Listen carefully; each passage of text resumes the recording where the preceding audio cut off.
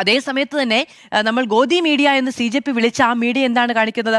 ഇപ്പോൾ കുറച്ച് മുമ്പ് വന്നൊരു തലക്കെട്ടുണ്ട്, അത് NDTVയുടേതാണ്. PM Modi's reel tops 303 million views amid CJP protest. നാണമാവില്ലേ ഇങ്ങനെ തലക്കെട്ടിടാൻ, ഇങ്ങനെ വാർത്ത കൊടുക്കാൻ?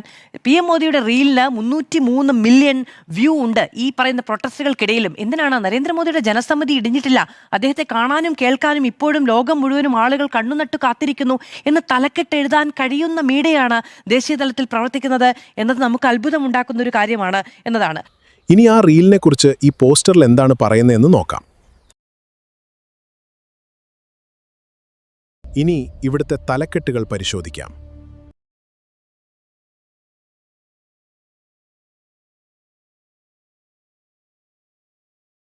ഇനി സോഷ്യൽ മീഡിയ റീച്ചിനെ കുറിച്ച് എന്തെങ്കിലും പരാമർശങ്ങൾ ഉണ്ടായിട്ടുണ്ടോ എന്നും പരിശോധിക്കാം.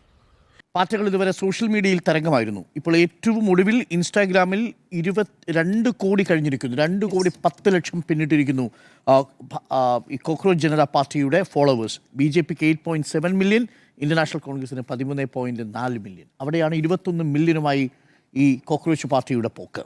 പാർട്ടികൾ വിപ്ലവകാരികളാണോ? ഇത് ഈ തലമുറയുടെ ശബ്ദമാണ്.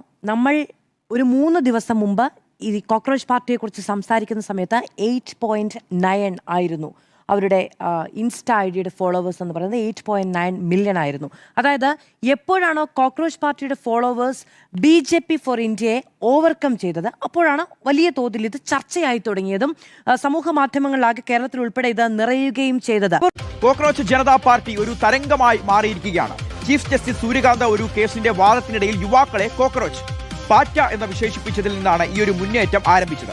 അധികാര കേന്ദ്രത്തോട് ഹാസ്യത്തിൽ ചാലിച്ച് ശക്തമായ വിമർശനം ഉന്നയിക്കുകയാണ് ഈ കോക്രോച്ച് ജനതാ പാർട്ടി. 3 ദിവസം കൊണ്ട് BJPയെ പോലും മറികടന്ന് 1 കോടിയിലധികം ഫോളോവേഴ്സിനെ CJP ഉണ്ടാക്കിയിരിക്കുന്നു, അതായത് കോക്രോച്ച് ജനതാ പാർട്ടി.